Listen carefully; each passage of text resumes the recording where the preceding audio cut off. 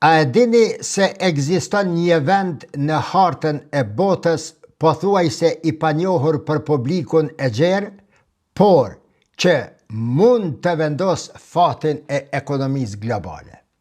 Një territor i vogël në skajin e Afrikës, që ndodhet pikërisht aty ku kalojnë arterjet kryesore të tregtisë botërore, ku çdo ditë lëvizin miliarda e dhjetra miliarda dollar energji, mallra dhe interesa strategjike.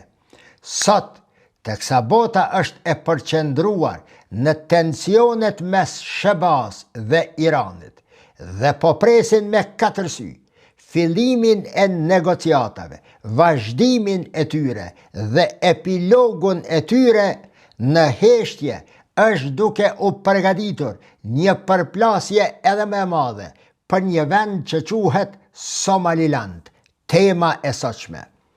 Në këtë pikë ku takohen Shtetet e Bashkuara të Amerikës, Kina, Izraeli dhe Turqia, nuk bëhet fjalë më për një konflikt të mundshëm rajonal, por për kontrollin e rrugëve detare që mbajnë gjallë ekonominë e botës.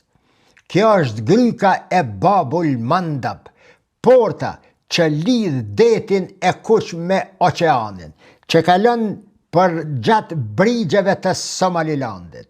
Një pikë që historikisht ka tërhequr perandori, luftra dhe interesa të mëdha. Nga perandoria osmane e dikurshme, tek fuqitë koloniale evropiane, e deri tek strategjitë moderne ushtarake, kjo zonë ka qenë gjithmonë në qendër të betejës për dominim global.